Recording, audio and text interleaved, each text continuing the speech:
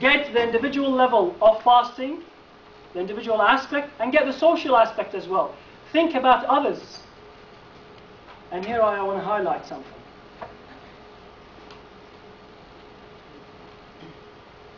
These prayers that Muslims are encouraged to recite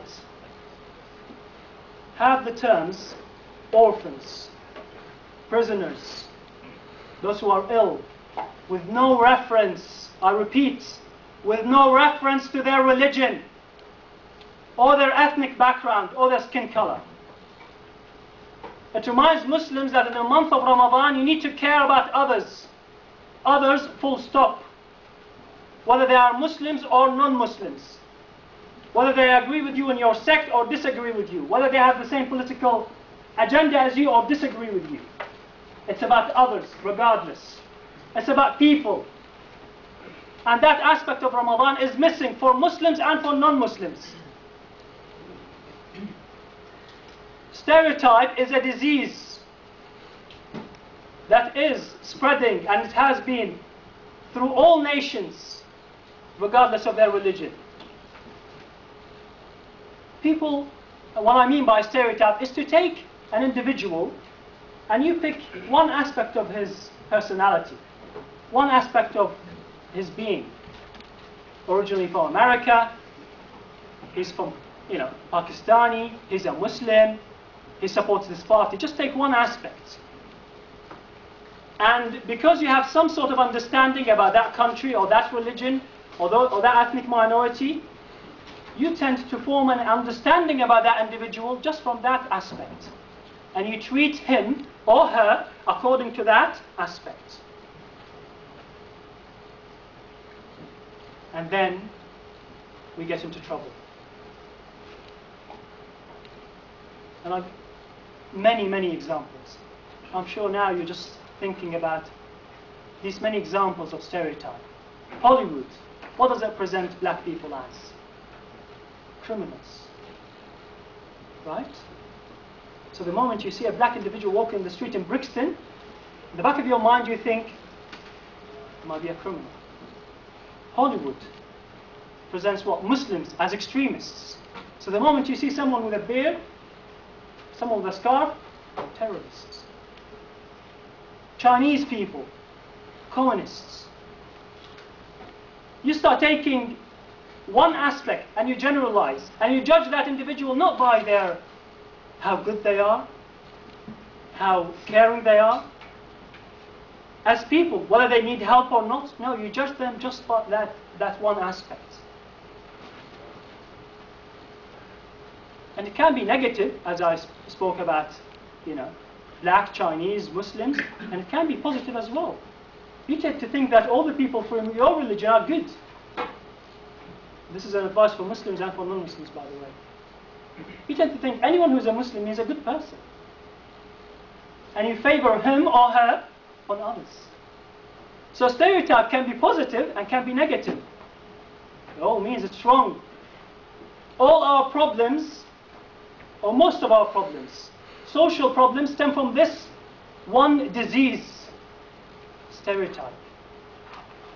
If no one judged people by their skin color, or by which university they went to, or by their religion, would we have problems in our society?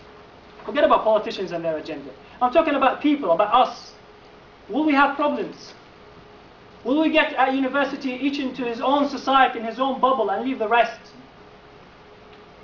Will we stereotype people and judge people and favor people from our skin color and our religion and our sect upon others for no reason?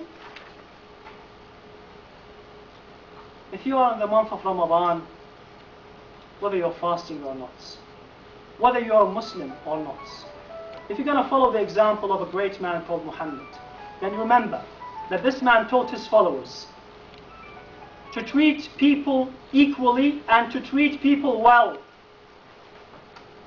And if you want examples, I'll give you many examples. All historians say that Muhammad, when he was in Mecca, he was known at the age of 40, before the message of Islam, as the honest and the trustworthy. Were there any Muslims at that time? No. But he was still known as the honest and the trustworthy. Why? Because he treated people with honesty. He was an honest man. And after he became in charge of the Muslim state, he did not change that attitude.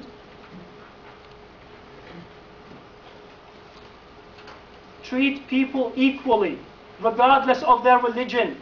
And a message specifically to my Muslim brothers, regardless of their sect. Once upon a time, I could manage to have Iraq as an example of tolerance. And I used to be able to say that 30% of the population of Iraq are mixed Sunnis and Shias. But unfortunately, after 2004, I can't do that. However, I still have hope. I still have hope that Muslims and non-Muslims will wake up and will stop judging people by their sect. He's a Shia, so I'll favor him, and he's a Sunni, so I favor him because I'm a Sunni. Or he's a Muslim, he's a good person, and that guy's a non-Muslim. Or this girl is not wearing hijab, so she must be bad, and this girl is wearing hijab, so I'll favor her. Since when did the Prophet of Islam favor people on the basis of their dress? Whether they prayed or not, whether they're Muslims or not, whether they supported him or not. 23 years he spent as a messenger, as a governor. The last 10 of them. I want a non-Muslim or a Muslim to come up to me and say, your Prophet favored Muslims on top of non-Muslims because of this, or he favored certain group of Muslims because they agreed with him. In fact, for some of you who don't know, a lot of Muslims disagreed with him during his lifetime, beyond the scope of today's talk. But he did not discriminate against them. So if the month of Ramadan is about self-discipline, it's individual basis. I care about the social aspect. I care about thinking of the orphans and the war captives and the ill and people with disabilities on the basis of their disabilities and their social situation, not on the basis of whether they're Muslims or not, whether they're Shias or Sunnis, whether they're Christians or Hindus. I don't care. My Prophet didn't care, I will not care. And today's initiative by the Islamic Awareness Society, honestly, it's beyond words how much I love George's for having this almost yearly event. It's pioneering that a religious society gets people from different religion for a common cause. We should replicate it. People think religious societies are there to get the people of that religion and leave the rest. And when they get them together, they speak about their own problems and they leave the rest of the world. But this initiative from this society, I hope it will be replicated. Whether you are a member of a religious society or a non-religious society. And I hope to see it in other universities in London. Because if students, when they have 5 years together, can't get together on one table, and just remind themselves about few people that you've seen that clip. Some people who need help, people who need bone marrow transplant, people who need blood transfusions, people who need walking aids. Then when's going to happen? When you're a house officer, I have no idea what's waiting for you. When you're an A&E SHO, and the only week out of 8 you do is only 1 week when you have 8 to 4, when do you think you'll have time to do some activity for others? If it's not now, I hope I'm wrong. It might be too late. I hope I'm wrong. So in summary, communication skills are very good sessions, but they don't teach you to be caring. I can't include modules about morals, about honesty, about being trustworthy, about being sympathetic in St. George's curriculum. I can't do that. But what I can advise my colleagues is, use your religious societies and non-religious societies to get people together for a common cause, to help people with disability, to help the orphans, to raise awareness about what happened,